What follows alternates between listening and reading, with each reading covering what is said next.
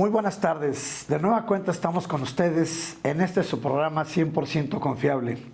La verdad es un gusto porque recuerden ustedes que ahora ya estamos unidos con la Asociación de Fiscalistas del Estado de Querétaro y nos acompaña también conduciendo aquí el programa su presidente de la asociación, el contador público Mario Mejía Cruz, al cual le damos la cordial bienvenida. Mario, mucho gusto por estar con nosotros, conduciendo de manera conjunta y pues apóyanos presentando a nuestro conductor y platicando sobre los temas que habrá, presentando a nuestro invitado especial, tú como conductor, y platicando un poco sobre los temas que habremos de tocar el día de hoy. Adelante, Mario. Muy buenas tardes, maestro. Muchísimas gracias. Y como usted menciona, pues tenemos un convenio de colaboración entre 100% Confiable y la Asociación de Fiscalistas, y algo que nos une es la cultura tributaria, y en esta ocasión, pues bueno, tenemos a un gran amigo, una excelente persona, gran profesionista, pero mejor persona, y bueno, especialista en todos los temas de materia fiscal, contador público, licenciado en Derecho, doctor en Derecho, doctorante en Ciencias de lo Fiscal, expresidente de la FEC en el tercer consejo directivo. La verdad es una persona que tan solo leer todo su currículum es impresionante, pero te agradecemos mucho, mi querido amigo Tomás, que estés con nosotros en el programa, que participes en él y que nos ayudes a que entendamos y comprendamos y expliquemos esta cuestión de la razón de negocio. Esta reforma 2020, en el cual viene la modificación del 5A del Código Fiscal de la Federación, e incrustan esta modificación, y en la cual pareciera ser que a veces se llega a confundir el contribuyente, o algunos asesores nos llegamos a confundir entre son operaciones inexistentes, tiene que ver con la razón de negocio, es uno primero, después el otro, son conceptos separados. Ayúdanos a vislumbrar este esquema tan complejo de la razón de negocio y los pormenores que pueda tener, amigo. Tomás Cisneros Medina. Tomás Cisneros Medina. Muchas gracias. Adelante, Tomás. Primero que nada, muy agradecido por la invitación, Mario, doctor, muchas gracias por la invitación.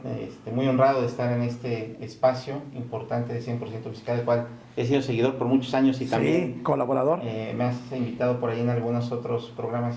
Muy honrado, muchas gracias. Pues, como bien lo dice, ¿no? Creo que hoy en día los contribuyentes se enfrentan a una serie de figuras jurídicas que se han implementado en el Código Fiscal de la Federación, que lo que buscan son precisamente frenar la evasión fiscal, ¿no? Frenar estas prácticas indebidas que realizan muchos contribuyentes, desgraciadamente mal asesorados por gente que no tiene muchos escrúpulos en materia fiscal y que los llevan a hacer situaciones o cometer una serie de actos que pueden llegar incluso a lo delictivo, ¿no? Entonces, claro, creo que estas figuras es lo que viene precisamente a tratar de frenar estas cosas, como bien lo dices, los temas de las operaciones inexistentes, simuladas, el tema de la materialidad, la falta de materialidad, el tema de la razón de negocios.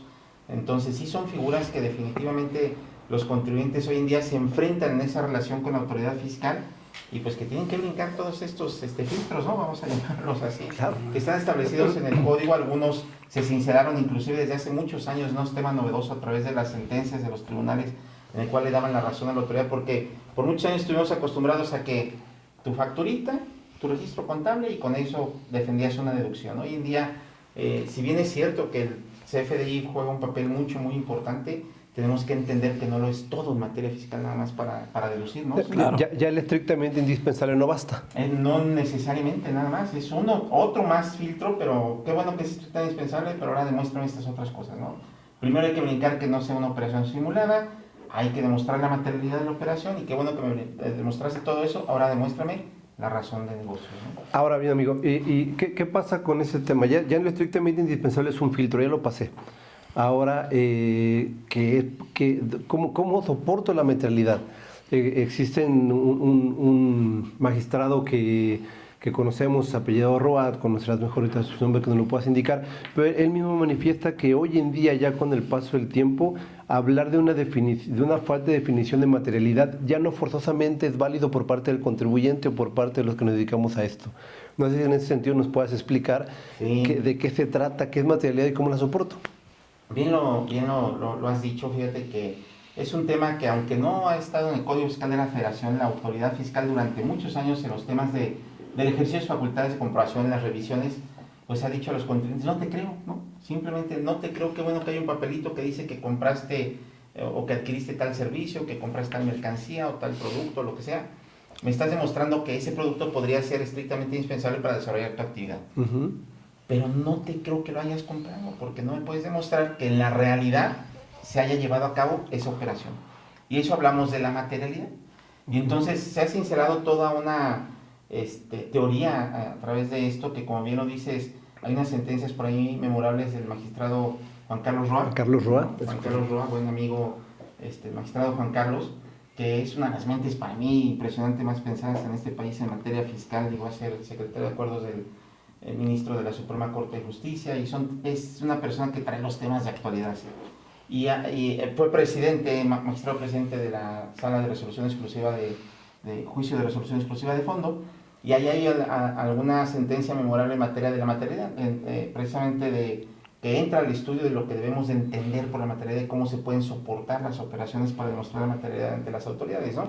Entonces ahí lo que nos da a entender también es esto: oye, no basta tampoco nada más que el contribuyente te dé un comprobante fiscal y te diga realizar la operación. No, hay una serie de requisitos, fíjense, previos, durante y después, ¿no?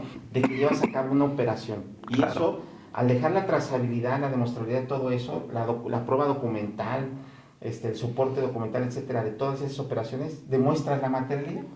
No basta nada más la factura, no basta tampoco nada más el contrato, sino una serie de requisitos, de documentos, de pasos, de evidencias que nos pueden demostrar, decir, mira, aquí estuvo la necesidad que yo tengo como empresa de erogar lo que pretendo deducir. La necesidad, primero tengo que demostrar que hay necesidad para hacerlo. Una vez que hay necesidad, pues pasa el tema de contrato, ¿no? Y se lleva a cabo la operación. ¿Cómo demuestro que se llevó a cabo la operación? Y posteriormente, ¿qué resultados tendrá haber hecho esa operación? Exactamente, ¿qué resultados te dio y cómo puedes demostrar que también se le dio seguimiento? A lo mejor el tema de garantías, el tema de que todo quedó bien, lo que sea. Pero aparte también en ese después viene el tema del beneficio, de la razón de negocios, ¿no? El beneficio económico. Oye, te quería yo comentar algo al respecto, complementando todo lo que están señalando ambos. En ese primer párrafo del artículo 69b, que para la OCDE se convirtió en una cláusula antievasión, ese artículo 69b, que de alguna manera pues, ha sido el parteaguas en ese sentido, en el sentido de la materialidad, en ese primer párrafo nos habla de que efectivamente las operaciones o las erogaciones que pretendes deducir pues deben ser justificadas con la posesión de activos, con el personal, con la infraestructura, con la capacidad material para realizar las actividades, con tu producción, con tu comercialización, con tu entrega de bienes, con el hecho de ser una empresa totalmente localizada. Eso es lo que nos señala ese primer párrafo. Es el único párrafo donde puede la autoridad soportar que efectivamente sobre esas bases existiría la materialidad. No necesariamente, también inclusive ese mismo artículo, por ahí en el octavo párrafo, si no me recuerdo, viene el tema ahora de los que adquirieron comprobantes fiscales o productos o servicios de estas personas. Ahora tú demuéstrame la efectiva adquisición o recepción de los servicios de que amparan los comprobantes, y ahí es donde viene el tema de poder demostrar la materialidad. Y también el tema de demostrar la materialidad siempre se va a dar durante las fases del ejercicio de facultades de comprobación, cualquiera que ellas sean. Si estamos en presencia de una revisión de gabinete, en presencia de una visita domiciliaria, en presencia de una revisión electrónica, ¿no? Cualquiera de esas facultades por excelencia, estas que comentamos, es donde el contribuyente tiene la oportunidad, en el desahogo de esas facultades, cualquiera de sus fases, de demostrar la materialidad. Pero también la autoridad tiene la facultad en un momento dado de decir, oye, aquí hay ausencia de materialidad, no te creo que hayas realizado. Y por eso también hay procedimientos y plazos y figuras jurídicas para que el contribuyente en ese ejercicio de su derecho, de su garantía de audiencia, ¿no? De que antes de que sea afectado pueda demostrar, lo contrario, pues pueda aportar las pruebas documentales, los argumentos jurídicos, etcétera, para poder decir a la autoridad, aquí está la materia de las operaciones. El problema es que nos enfrentamos en la práctica es que definitivamente no se puede, no es fácil demostrar la materialidad, primero. Y segundo, aparte de que no es fácil, muchos contribuyentes no están acostumbrados a dejar evidencia de sus operaciones, ¿no? Así es. Ellos nada más, mi factura y el pago y ahí nos vemos. Sí, como si el comprobante lo fuera todo, ¿no? Exactamente, que es lo que debemos de rebobinar definitivamente todos los que nos están escuchando, los contribuyentes, es Ya no es así, el comprobante no lo es todo. Sí, Ya. porque también anteriormente o el contribuyente está acostumbrado a que deduce facturas y eso es una mentira, deducimos Exacto, operaciones. es correcto. Y entonces, como lo estás mencionando, al hacer una operación tendrá que tener un seguimiento de un inicio y un porqué, que produces, que procesas, que videogeneras y posteriormente lo que mencionas de seguimiento o cómo se demuestra que se fue dando ese producto, ¿no? Ese servicio. Entonces, todo eso es un seguimiento, pero, a ver, imaginémonos entonces, Tom, ya fue estrictamente indispensable, ya tienes un contrato, ya tienes un comprobante, ya lo contabilizaste, ya le pediste la opinión de cumplimiento, la constancia, ya pasó el filtro de la operación existente porque no lo es. ¿Sigue la razón de negocio todavía? Sigue la materialidad y la razón de negocio. Es que sigue la materialidad, exactamente, porque se vinculan. Sí, porque primero, por ejemplo, la inexistencia, o sea, de entrada tienes que demostrar que realizaste operaciones con contribuyentes existentes. O sea, es lo primero, que no es un acto jurídico simulado. Ya vimos que es real la operación, ahora demuéstrame la materialidad, cómo se llevó a cabo.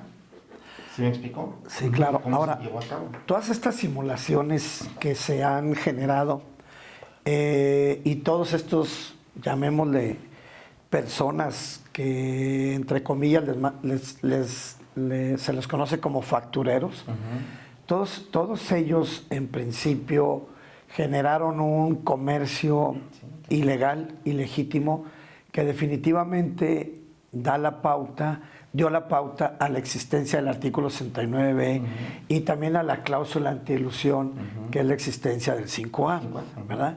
Es ese vínculo que existe entre la razón de negocios y la materialidad, o mejor dicho, entre la materialidad y la razón de negocios. Ese vínculo, nos gustaría que nos empezaras a platicar un poquito ese enlace que debe de existir para que se tenga todo el soporte necesario y para que los contribuyentes se empiecen a acostumbrar a no solamente tener la factura como lo han comentado tú y Mario, ¿no? Sino que puedan tener un soporte documental de acciones que sean reales y lógicas. Claro. Fíjate, es importante aquí, por ejemplo, primero, son temas que van, aun cuando son figuras jurídicas distintas, que pueden ir ligadas en la operación de los contribuyentes y que nos van a permitir demostrarle eficientemente a la autoridad que estamos haciendo las cosas bien y que son reales lo que estamos haciendo y que no buscamos deducir únicamente por el beneficio fiscal, sino que esa deducción nos va a generar un beneficio económico. Nos vamos un poquito más a fondo. Entonces, si te parece, vamos como por partes, ¿no? Vamos a ver, por ejemplo, temas de 69, operaciones inexistentes o simuladas. De entrada, entender que es una presunción que tiene la autoridad a su favor. Pero es una presunción que permite prueba en contrario. Permite prueba en contrario. Pruébame. La autoridad puede detectar un contribuyente que está emitiendo comprobantes fiscales. Y eso también es para cuidar a nosotros, no nada más con quien realizamos la operación, sino nosotros mismos. Oye, si hay alguien, dice la 69, si la autoridad detecta que hay un contribuyente que está emitiendo comprobantes fiscales y ese contribuyente no cuenta con personal, capacidad, infraestructura, activos. ¿No? Capacidad material directa o indirectamente para prestar los servicios, enajenar los bienes, comercializarlos, entregarlos, lo que sea, si no tiene esa capacidad, se va a entender, o bien si también los contribuyentes están como no localizados, se va a entender que los comprobantes que amparan las operaciones son operaciones inexistentes. Así es. Esa es la primera presunción. Entonces, por ejemplo, me ha tocado en la práctica un cliente, ¿no? Factura fletes, pero la autoridad voltea a ver su declaración anual y dice, espérame tantito, no tienes activos fijos. No tienes activos. Y tienes facturados 40 millones de fletes y no tienes ni un solo activo que sean camiones. Y entonces lo que demostramos ahí es que contratos. Subcontrato. Claro. ¿Sale? Aquí también hay que tener otro tema, el tema de la subcontratación que está prohibida a partir del año pasado. Y ahí se le generaría un problema muy severo a esa persona. Muy severo, porque incluso le van a decir que bueno que lo subcontratas, no es deducible. En términos de el 15D del Código Fiscal de la Federación. Sobre todo por el hecho de su objeto social. Exactamente, porque tienes el mismo objeto social. Y aparte de no deducible por el 15 del Código, el tema de defraudación fiscal por el 108 de Código. Por el 108 de Código. Entonces, sí nos enfrentamos a una figura muy compleja y hay que tener mucho cuidado. Pero bueno, lo primero, en aquel tiempo no se permitía, y lo que dijimos es, mira, yo tengo el contacto, yo tengo la operación, sé el know-how y todo, entonces yo cobro el flete a $1 y lo subcontrato a 80 centavos, ¿no? Y aquí está todo, cada uno por uno bien ligados, se logró demostrar. Claro. Pero si no lo tienes, o sea, es lo primero que debe de saber el contribuyente. Tengo que demostrar que tengo personal, que tengo la capacidad, que tengo los activos, la infraestructura para poder facturar lo que estoy facturando. Claro. Entonces, mucho cuidado porque también a muchos contribuyentes me ha tocado el caso de que no se dan cuenta que la autoridad les determina esto por no checar buzón tributario, porque se les notifica por buzón tributario. Claro, ¿no? Si quieren, ahorita ahondamos un poquito más después del corte y seguimos comentando. Claro. Qué bueno, porque tenemos que hacer un breve paréntesis y en unos instantes continuamos con ustedes en este su programa 100% confiable, AFEC.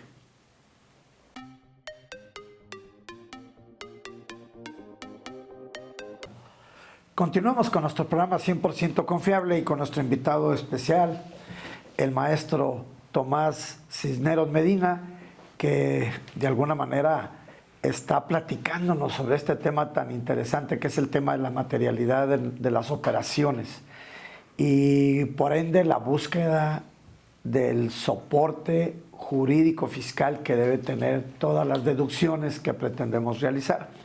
En ese sentido, él nos platicaba sobre el vínculo que existe entre la materialidad y la razón de negocios por efectos del beneficio económico o del beneficio fiscal que se puede dar.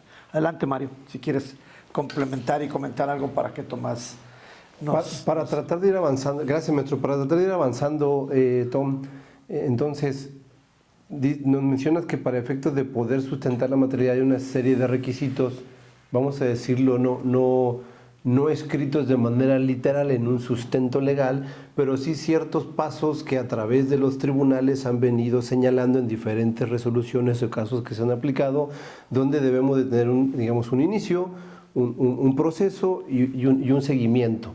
Y eso puede el contribuyente, derivado de sus operaciones, demostrar en cualquier proceso la materialidad y poder soportarla y tener un sustento más hacia adelante en cualquier revisión o por parte de la autoridad.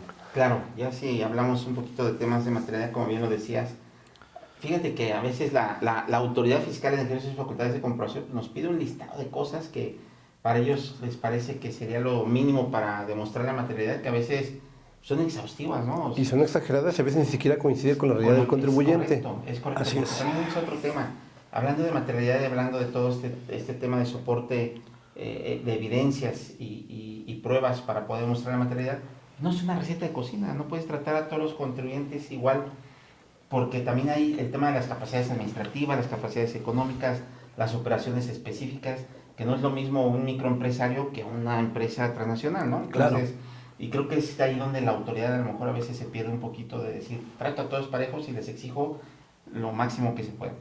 Creo que es evidente y lo hemos visto en los temas de los tribunales, inclusive en estas sentencias del magistrado Roa, donde dice, a ver, ni muy ni tanta, ¿no? Pero en la expresión, pero no puede ser tampoco que casi no tengas nada y que quieras nada más comprobar con el puro comprobante fiscal y el pago, pero tampoco, como lo exige a veces la autoridad, con estas exigencias, como tú lo dices, exageradas de todos los datos que te pide. Pero vamos a ponerlo en parte, ¿no? Lo dijimos hace rato, a ver, el previo. ¿Por qué tengo yo la necesidad de adquirir este producto, esta maquinaria o el hogar? Voy a hacer teléfonos. ¿Qué quieres hacer? Teléfonos. Voy a comprar pantallas, ¿no? ¿Por qué nace la necesidad de comprar las pantallas, ¿no? Los cristales. Bueno, precisamente eso, porque mi producto terminado que voy a vender, pues son precisamente los teléfonos y esa es una pieza, una parte de la materia prima para producir un producto final. Entonces viene una necesidad de comprar 10,000. ¿Por qué? Porque tengo un lote de producción. Y todo nace también de los controles internos de las empresas. Hay ciertos pedidos, hay ciertas órdenes de producción, hay ciertos programas de producción en la empresa que va a firmar, por ejemplo, tus ingenieros, tus gerentes de planta, de producción, etcétera. Entonces ahí documentas, ¿no? Precisamente la necesidad previa de adquirirlos. Entonces también hoy en día tiene mucho que ver esto que hemos dejado de vista, dejamos desde hace muchos años, organigramas, descripciones de puestos, políticas y procedimientos, controles internos de auditoría, o sea, todo eso es que ahora se le llama, amigo, compliance laboral, de seguridad social, fiscal, es todo eso que anteriormente lo dejamos de hacer, hace muchos años que ahora se llama así, efectivamente estamos haciendo. Es una parte importante, ¿no? Entonces, manuales... ¿Qué trabajo cuesta convencer al empresario que eso es parte de la materialidad y de la funcionalidad de las operaciones hoy en día? Es una desgracia. Estamos acostumbrados a trabajar ahí se va, ¿no? Vámonos y ya no, dejar la evidencia, ¿no? Entonces, como tú lo dices, vienen estos temas de órdenes de producción, de pedidos, de órdenes de compra, todo ese tipo de situaciones donde dice, bueno, necesito 1000, pues porque voy a producir 1000. Entonces ya las compré, está la necesidad, ya las compré. ¿Cómo demuestro entonces la materialidad de que efectivamente adquirí? Y todo viene en un momento dado, a lo mejor desde el pedido, desde el flete, ¿no? Cómo me lo transportaron. Yo guardo, si hay pedimento, las órdenes de embarque, los pedimentos, y luego de la aduana a la planta, ¿no? Cómo los traje. Entonces está todo eso. Ahora, ya entraron a la planta mis registros del control de inventarios, por ejemplo, ¿no? El almacenista que le dio entrada, Que etcétera, es etcétera. otro tema complejo, el costo de ventas, ¿no? Exactamente. Ahora ya están ahí en mi almacén y cómo fueron saliendo para entrar a producción en proceso, por ejemplo, yo tengo como materia prima, cómo entraron a producción en proceso, las órdenes de producción, etcétera, etcétera. Entonces, todo eso forma parte de demostrar la materialidad de la autoridad de que efectivamente los adquirí, hubo una necesidad y los estoy utilizando, ¿no? Y se convirtieron en un producto final que finalmente, con la redundancia, estoy vendiendo y están facturados.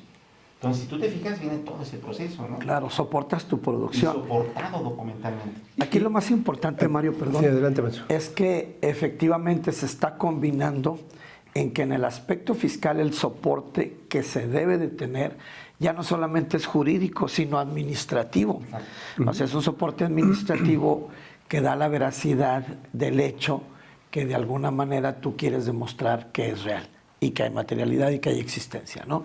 En ese sentido, pues hay que empezar a generar una cultura no solamente fiscal, sino, bueno, fiscal que a la vez es una cultura administrativa para que tengan un poco más de precaución en todas las erogaciones, que tengan un soporte administrativo, un soporte financiero, un soporte mercadológico, un soporte técnico, un soporte de procesos, de todo lo que ustedes han estado ahorita comentando. Claro.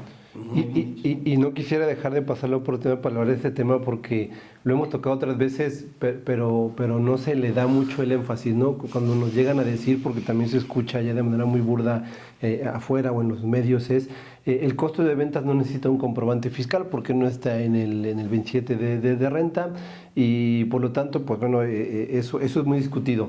Creo que lo acabas de mencionar ahorita y las reglas están bien especificadas de 39 al 43 del impuesto sobre la renta y pues mucha gente ni siquiera lleva un control de inventarios. Ni siquiera lleva, vamos a irnos a la prehistoria de la contabilidad, tarjetas de almacén, que ya hoy día es electrónico. Esos son los soportes que debe de tener el contribuyente para efecto de demostrar la materialidad del costo de ventas, ¿no?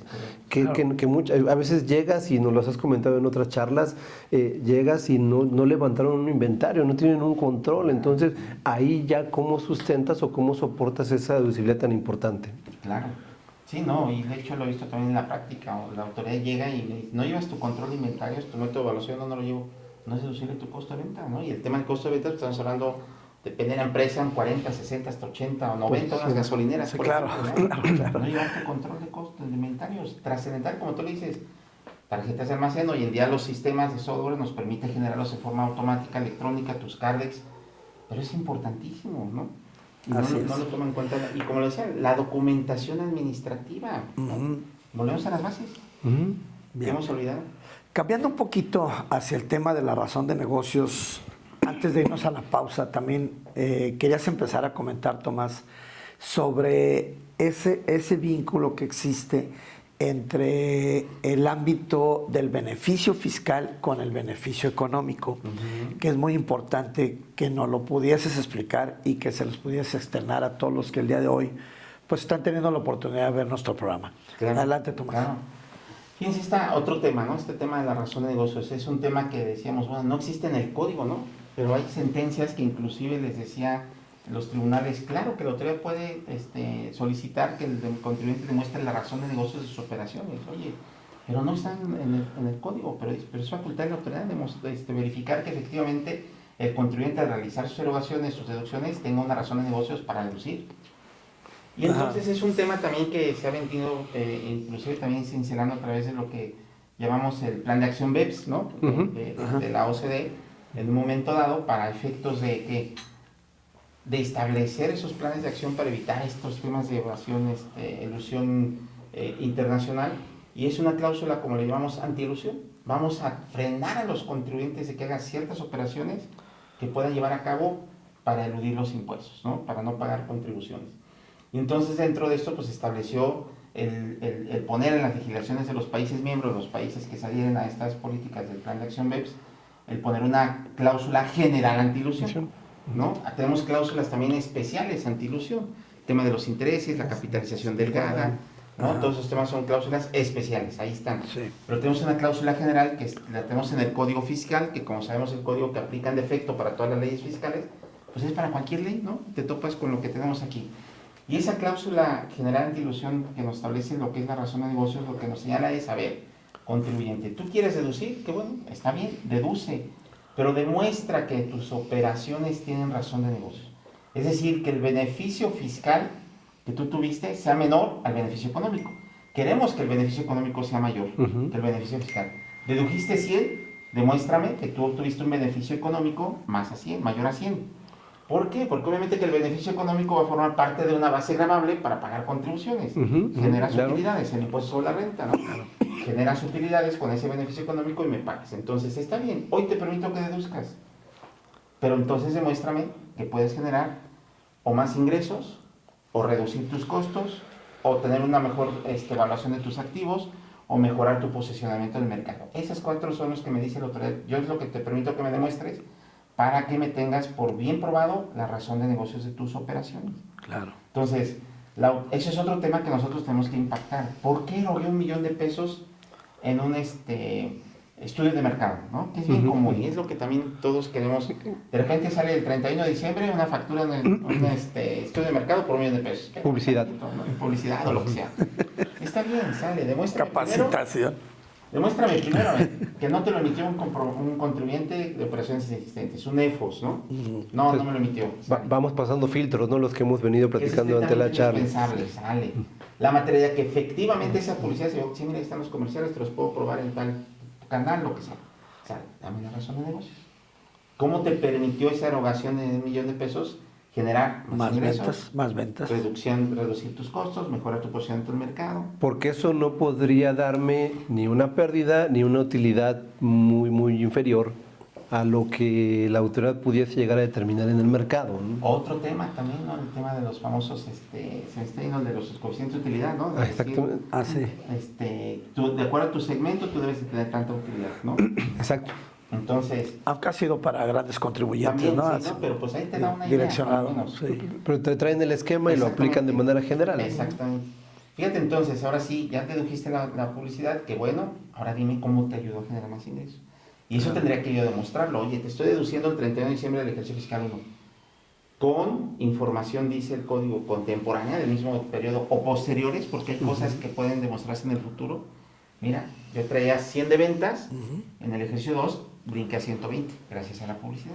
Claro. Bueno, entonces me demuestras la razón de negocios. ¿Pudiésemos platicar específicamente de un caso muy concreto de las sociedades mercantiles que pasaron al régimen simplificado de confianza de manera obligatoria y que algunas de ellas pudiesen tomar el hecho de sobreinventariarse para disminuir la carga fiscal, ya que no tienen la obligación de determinar un costo de ventas? Y exactamente, o sea, adquieren mercancía y ahí específicamente tienen que justificar cuál es la razón de negocios del por qué hicieron esa adquisición, si esa adquisición fue por comprar lo que van a vender en enero, febrero y marzo del siguiente año y al comprarla durante este mes obtuvieron un beneficio económico de un descuento y bueno, sería un ejemplo específico, ¿no? Si quieres. Muy buen ejemplo porque como bien dices, yo soy a lo mejor una persona moral del régimen simplificado de confianza, deduzco las compras en vez de costo. Así es. Entonces llega el 31 de diciembre, traigo una utilidad de $1,000,000 y le meto $1,000,000 de compras, ¿no? Deduzco y quedo tarde.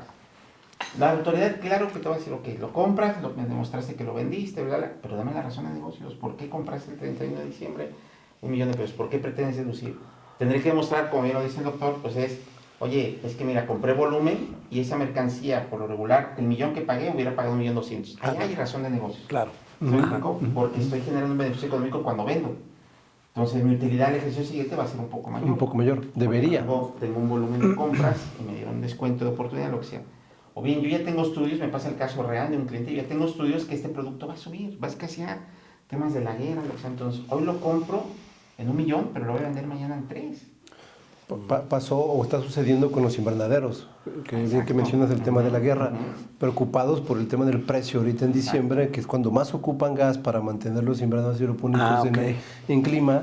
En septiembre y octubre, digamos que sobreinventariaron de consumo de gas, ¿no? No de consumo, de tener la abastecimiento para estas fechas de reserva, porque el precio todavía era más moderado a lo que hoy en día se está generando, ¿no? Y está volátil, entonces dices aprovecho. Pero todo eso, claro que se puede demostrar y justificar, ¿no? Sin mayor problema. Ahora te voy a hacer una pregunta, porque he leído algunas columnas, Tom, y se menciona, se dice que creo que tiene que ver con lo que estamos platicando, que tiene tintes de ser inconstitucional, que está mal redactada, que va en abuso del contribuyente, entre otras cosas que quisiéramos platicar más adelante. Pero, ¿qué mencionas a ese respecto? He leído algunas columnas y algunos críticos en ese sentido. Obvio que, de acuerdo a todas las figuras fiscales que nos han enseñado, que hemos estudiado, que ha sincerado la Corte a través de los años, dentro de todos esos, pues hay temas de seguridad jurídica, hay temas de proporcionalidad y racionalidad de la medida, ¿no? Por ejemplo, ¿por qué podría ser inconstitucional? Como bien lo dices, creo que lo cuidaron y creo que va a ser un poco difícil que lo determinemos que sea inconstitucional. Además de que la práctica, ¿no? La realidad nos ha mostrado los últimos, vamos a hablar desde costo de lo vendido, 15, 17 años, pues que ya no es tan fácil que una norma fiscal a través del amparo indirecto se demuestre su inconstitucional. Como que ya lo vimos, costo de ventas, el tema del IETU, el tema de la contraelectrónica. Pues el mismo coeficiente de utilidad en su nacimiento se pretendió que se ampararan contra. Entonces, han aguantado estas figuras jurídicas porque la Corte también ha tenido otra visión, ¿no? de cómo resolver, más proteccionista del Estado también. Y precisamente lo que se busca es evitar el abuso de las figuras del amparo para dejar de pagar impuestos, ¿no? Para proteger a verdaderos pillos por ahí. Está bien el amparo, creo que es un derecho constitucional, pero también como que la Corte ha sido muy mesurada en ese sentido de poder dar un amparo nada más porque sí. Entonces sí, hay figuras, pero yo lo que más veo, por ejemplo, en un momento dado es la aplicación práctica, ¿no? Si quieres ahorita, no sé si nos alcanza el tiempo, después del corte lo comentamos, el tema de una realidad, por ejemplo, con una maquinaria, ¿cómo nos podría impactar el tema de la razón? El ejemplo de la máquina, claro, adquirir una maquinaria, ¿no? Sí, definitivamente. Bueno, de nueva cuenta vamos a ir a una breve pausa, si ustedes nos lo permiten, y en unos instantes continuamos con ustedes en su programa 100% confiable, AFEC. Gracias.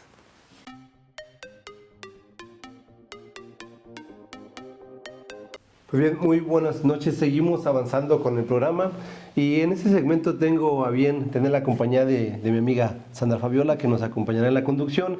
Y adelante, Fabi, bienvenida y vamos a continuar con el programa. Muchas gracias, Mario. Un gusto, Tom, tanto tiempo sin vernos. Un tema sin duda de gran interés y con un avance y una explicación muy sencilla de tu parte. Pero ahora vamos a hacerlo un poquito más sencillo con los ejemplos, ¿cómo ves? Yo pensé que me iba a más complicado. No. Ahora para que nos lo puedan entender también los contribuyentes y los usuarios en general. Vamos a ver ahora con un ejemplo ya en específico a qué nos referimos con esto de la materialidad y la razón de negocio. Fíjate que, como lo comentábamos antes de salir, que nos decía Mario, oye, el tema de la constitucionalidad está mal redactado. Bueno, sí, hay muchas lagunas, como todas las figuras que deberán de irse perfeccionando en la práctica, ¿no? Creo que para entender esos temas de la razón de negocios, primero debemos entender que la autoridad podrá exigir que se demuestre esa razón de negocios únicamente cuando está en ejercicio de facultades de comprobación. Nada más. Nada más en ejercicio 42 de código. 42 de código, fracción tercera, segunda y fracción tercera, ¿no? Entonces, puede la autoridad llegar y decirte, a ver, estoy aquí en esta revisión de gabinete o en esta visita domiciliaria y pues no veo yo que haya una razón de negocios en que tú hayas erogado estas cantidades, ¿no? Y entonces demuéstrame. Ahora, también es importante entender que es una, no sé cómo llamarlo, es una manga muy ancha que se le da a la autoridad para poder solicitar al contribuyente que le demuestre, y va a ser una labor muy fuerte para el contribuyente poderlo demostrar ante la autoridad. Por eso también hay un pequeño candadito en ese artículo 5A en el cual dice, pero tu autoridad, si lo quieres ejecutar, si quieres aplicar el tema de la razón de negocios, tienes que solicitarlo a un comité. Nada más que ahí también como que no está muy agradable que quien conforme el comité. Y no, nada más lo va a formar parte, que es el tema que hemos criticado mucho, interinstitucional, tema de la Secretaría de Hacienda y del Senado. Ellos mismos. Ellos mismos. Y que pedíamos, oye, pues pon ahí a alguien también, a lo mejor de los patrones, un representante patronal y a lo mejor un representante de la PRODECON. O las cámaras empresariales o alguien. Sí, una cámara empresarial, algo. o cuando es un representante de la PRODECON, ¿no? Que tiene a bien... La entender Defensoría del y Contribuyente, por parte proteger, del contribuyente. Sí. ajá, los derechos de los contribuyentes, ¿no? Entonces, ahí estaría más equilibrado. Pero bueno, es obvio que alguien que no lo solicite, pues le van a decir sí, hazlo, ¿no? Pero bueno, ese es el primer filtro. Entonces sus facultades se siguen extendiendo pues ahí mismo. Sí, y aparte en lo que solicitamos nosotros, o la autoridad en lo que solicita al comité si puede aplicar o no, ese plazo que se le da a la ley para que lo pueda resolver, se suspende el ejercicio de facultades, lo que también es, siempre el contribuyente pierde, ¿no? Parece que siempre el contribuyente es, tú aguántate hasta que nosotros podamos y queramos y tú aguanta el ejercicio. Que pase el tiempo. Ahora bien, imagínate que ya lo ejecutó, ¿no? Y es lo que yo les decía, a ver, el tema de la maquinaria es un buen ejemplo, ¿no? Ya vimos hace rato a lo mejor el tema de un producto que se consume en el momento, bueno, demuéstrame ahorita, por la razón de negocios fue porque voy a tener mejor utilidad el año que entra, lo voy a vender más caro, lo que sea. Pero ¿qué pasa con una maquinaria? Imagínate que robo una maquinaria ahorita de 10 millones de pesos. Y es lo que falta un poquito el tema de precisión. Y aparte el tema de precisión, creo que las autoridades también van a tener que ser muy cuidadosas en motivar los actos para ejercer esta facultad de solicitar que se demuestre la razón de negocios. Porque la maquinaria, una maquinaria en términos generales que la deduzcas al 10% vía deducción de inversiones, vas a tener 10 años. En el caso común. Exactamente, entonces la autoridad no podrá decirme en un momento dado que no hay razón de negocios porque yo podría tener que esperar hasta el último año para generar la utilidad. Respecto de la adquisición. A lo mejor ¿qué crees? La vida útil de esta maquinaria es de 50 años. Y los primeros 10 años me veo apretados. Tablas o a lo mejor esa pierde un poquito. 10 años en lo que estoy deduciéndola, porque el 10% es lo que me permite la ley. Pero mi razón de negocios viene después del año 10. Y el tema, empezamos con temas de caducidad, por ejemplo, ¿no? Las facultades. Claro. El tema de la conservación de contabilidad. O sea, estas otras figuras jurídicas que impactan estos temas, que ahí es donde yo lo veo complicado para los contribuyentes, primero demostrarlo y segundo para la autoridad, el poderlo fundar y motivar de forma efectiva para poder decir, oye, ¿cómo te demuestro la razón de negocios de algo que pasó? Adelante. Pero ahí a lo mejor lo que va a buscar es irse un poquito por el beneficio económico y el beneficio fiscal en lo de la maquinaria, ¿no? Ver que tú cuando la adquieras, pues ver que al adquirirla, pues sí te dio ese beneficio. Pero es lo que te digo, puede ser que hoy que la adquirí no tengo beneficio. Sí. Oye, el año siguiente tampoco, y el que sigue tampoco. Pero lo que pasa es que quiero tratar de entender a Fabi y así pudiese pensar que la autoridad lo va a hacer. Si compraste esa maquinaria que vas a depreciar un 10% por efectos fiscales, en el caso común que hablamos, que es lo común, que no forzosamente debe ser, pero forzosamente pues entonces la adquiriste para vender más, ¿no? Exacto. Porque Para produce producir más. más, sí. Entonces ahí en teoría se entendería que desde el año siguiente ya debiste haber vendido más y es lo por lo que se va a ir, como, ¿no? Como bajo los criterios como de la autoridad. Sí, pensando como autoridad, ¿no? Sí vendí más, pero la utilidad de las ventas de más no me alcanza. No me alcanza esa utilidad para amortiguar el tema de la deducción de la inversión. No sé si me explico. Claro, sí, puede también darse. Y entonces aquí es muy importante el tema financiero. Aquí está mi proyección financiera, mira, Sí. incrementé tantas unidades, el precio de venta, tal. El tener soportado todo, entonces Pero volvemos a lo mismo. Aquí vengo mi punto de equilibrio y a lo mejor mi beneficio económico en el año 12. Y aquí en ese punto que estás mencionando entra todo esto que hemos venido un poquito que platicamos durante las intervenciones anteriores, es estos famosos ahora llamados compliance, ¿no? Donde ahora pues los temas fiscales, laborales, financieros tendrán mucho que ver porque le podré decir a la autoridad, mira, aquí está mi presupuesto, esto fue lo que pude lograr y esto financieramente es como lo voy a ir generando y lo voy a ir pagando y me iba a ir generando y mi utilidad está proyectada a tal momento. Y el tema financiero cobra importancia muy relevante en este aspecto. Y entonces todo esto que estamos hablando de que hoy en día es aparentemente una moda, es algo que dejamos de hacer hace muchos años. Exacto. Podría parecer una carga fiscal, pero una carga administrativa para todos los empresarios y los contribuyentes, pero en realidad si lo vemos como tal, es algo que deberíamos tener ya pues como parte de la operación diaria. Entonces, no debería ser una carga, o como lo estamos viendo ahorita, es de que muchos se empiezan a quejar por ese exceso, dicen, pero no, es más bien llevar tu administración desde la administración de manera correcta. Una carga administrativa más, dice el empresario. Pero no lo debería de ser porque... Pero más bien deberíamos de contestarle es que lo dejaste de hacer o nunca lo aplicaste desde la historia porque desde que estábamos en las universidades hablábamos de administración y hablábamos de diagramas y hablábamos de procesos y por ejemplo, los que nos dedicamos también un poco a la auditoría, hablamos de controles internos y todo eso forma parte y base de las operaciones de los contribuyentes. A veces le dejas la carga como al contador de hacer la contabilidad y no llega ahí esa operación, este tipo de operaciones no llega ahí y tampoco llega al contador, es ver todo un poco más allá, independientemente de que el negocio sea chico o sea grande, ¿no? Porque a veces decimos, o nos dice el contribuyente, no, es que eso déjalo para las empresas grandes que tienen sus áreas de operación y bien identificadas y sus procesos, pero en realidad es algo que tendríamos que tener todos en nuestra medida. Claro, claro. ¿Qué nos puedes agregar en todo esto que estamos platicando de compliance? Creo que es un tema precisamente, como bien lo dices, que a lo mejor pueda decir, está de moda, pero más que de moda creo que es una necesidad para las empresas, para los contribuyentes, el tema de implementar, tener muy claro la necesidad de implementar dentro de todos sus procesos esos temas de cumplimiento normativo, ¿no? Como le llamamos comúnmente el compliance por su nombre en inglés. Son temas de cumplimiento, simplemente establecer programas dentro de las empresas que me permitan documentar y cubrir todos estos temas que podrían el día de mañana darme un dolor de cabeza, ¿no? Por no tenerlo documentado, por no hacerlo, sobre todo por no tener un responsable que esté verificando eso. Y aquí entra el tema de lo que es el compliance officer, ¿no? Lo que es el cumplimiento. Oye, es una persona, ya sea de la empresa o un tercero externo, que se va a dedicar únicamente a analizar esos temas de cumplimiento. Y ahorita estamos hablando del tema fiscal, hace ratito lo comentábamos.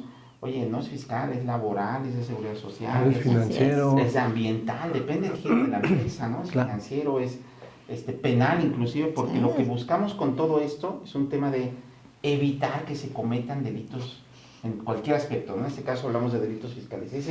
Ese va a ser uno de los temas, de los objetivos de la implementación de los programas de cumplimiento. Que parecería que como carga administrativa adicional al empresario, pues también implicaría un costo, pero yo creo que un costo fiscal penal de evasión es mucho más grande, ¿no? Ahora, si la conclusión de la autoridad no es razón de negocio, ¿fue no deducible todo lo que se hizo? No, ¿A dónde llegamos? ¿Qué es recaracterizar la operación? ¿No? O sea, lo que te va a hacer la autoridad es te voy a recaracterizar la operación. Y aquí tenemos un tema de inconstitucionalidad.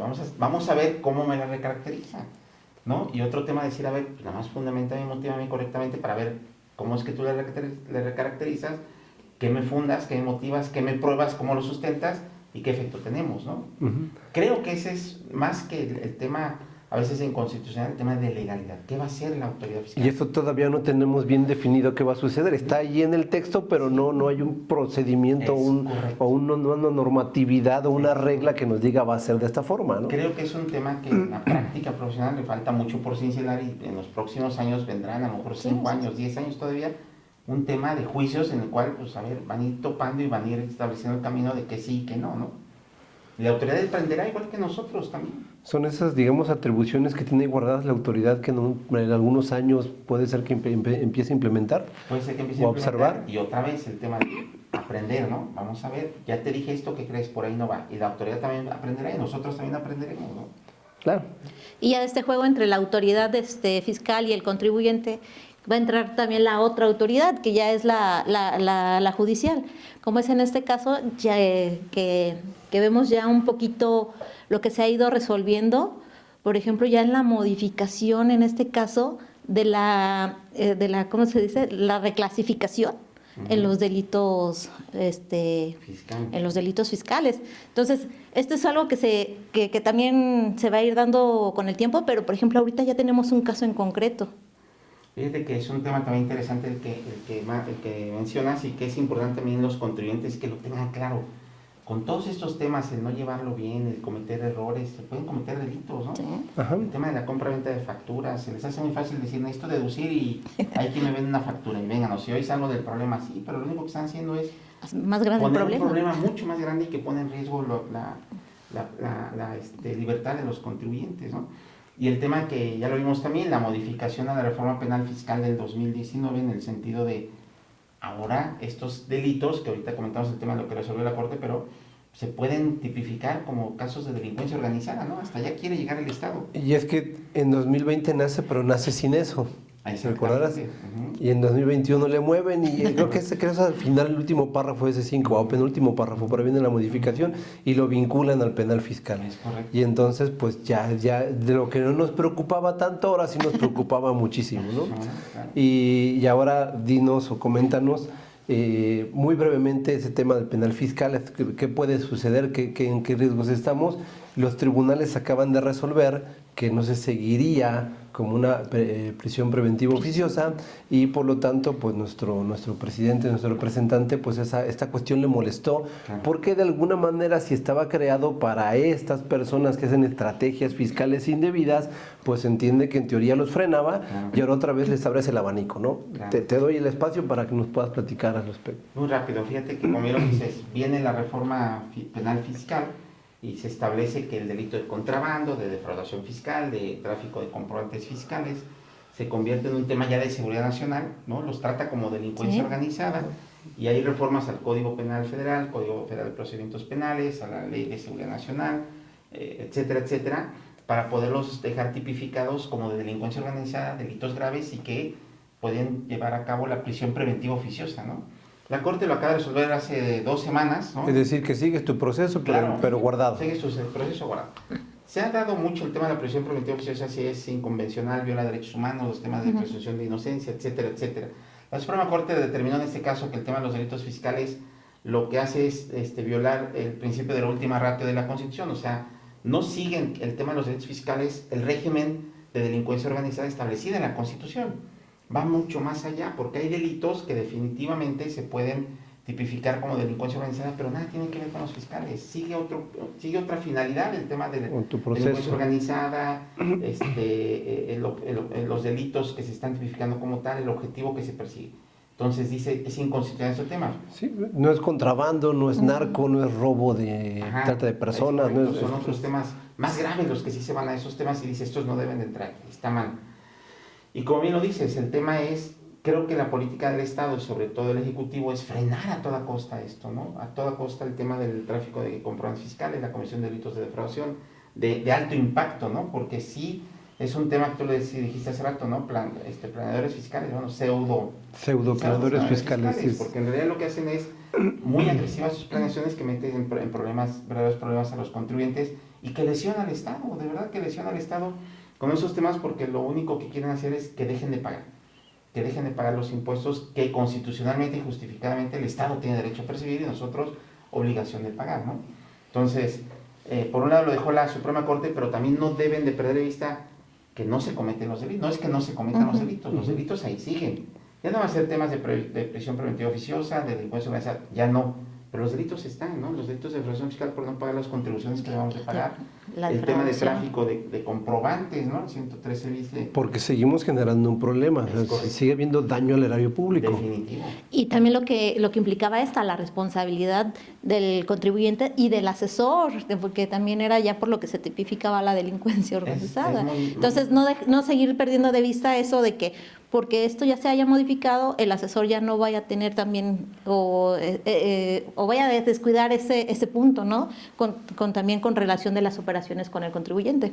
Es importante lo que dice la licenciada Díaz en el sentido de que no nada más peca el contribuyente, peca el que asesora al contribuyente, ¿no? Es responsable de la comisión del delito fiscal, el que asesora, el que implementa, el que crea, el que ejecuta. Y te acordarás, Tom, que antes de la penal fiscal, antes de esa reforma 2020, el anexo 3, criterios no vinculativos, ya te decías varias figuras que trae la previsión social, los famosos asimilados. Exacto. Y señalaba ahí muy textual, claro, eran criterios no vinculativos, era resolución miscelánea, pero decía el que asesore. Así es. Entonces, pues sí tenemos, y lo permito decirlo así, como profesionales que asesoramos, estar conscientes de esa responsabilidad que tenemos ante el contribuyente y ante las autoridades. Con la reforma en 2014, ahí en el artículo 95, fracción novena, ahí bien claro, ¿no?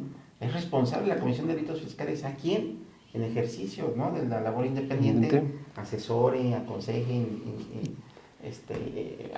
ejecute, implemente, etcétera, cualquier asesoría de cuya ejecución derive directamente de la Comisión de Delitos. Y en su momento nos quejamos, pero pues tiene una razón de ser, porque vi una queja generalizada, pero tiene muchísima razón de ser, sobre todo cuando vas comprendiendo y entendiendo que sí daña el erario. Es correcto, es correcto. Y que el contribuyente no actúa solo. Todos esos temas definitivamente que son implementados por esas personas que llamamos, ¿no?, pseudo asesores fiscales. No se le ocurre al contribuyente con aras de no deducir. Es ¿no? correcto. O de Digo, deducir. pues, yo creo que podríamos continuar la charla, no sé, a lo mejor 2 horas, 3 horas, 5 horas más, pero dejémoslo para otra ocasión. ¿Qué te parece, Tom? Muy bien, con todo Para tener temas todavía Con todo gusto. para continuar un Platicar poco estos temas en algún otro programa. Yo- Por el momento yo creo que nos despedimos, Mario. Sí, la verdad es que creo que ha sido una charla muy amena, muy productiva. Tratamos de que fuera muy sencilla la explicación y te agradecemos mucho, Tomás, y me permito decirte amigo, Tom, por haber aceptado la invitación en esta coadyuvancia que tenemos 100% confiable con AFEC, y creo que ha sido un programa muy dinámico y pues bueno, te esperamos en otra ocasión para que sigamos platicando acerca de los temas fiscales de relevancia y poder orientar al contribuyente. Con todo gusto, muy honrado con la invitación. Muchísimas gracias, doctor Vega Villa. Muchas gracias por la invitación a abrirme la puerta de sus programas. Buenas noches, nos despedimos a nombre del titular Víctor Vega Villa, Sandra Díaz, Mario Mejía, y agradeciendo al invitado de hoy, Tomás Cisneros. Gracias. Gracias.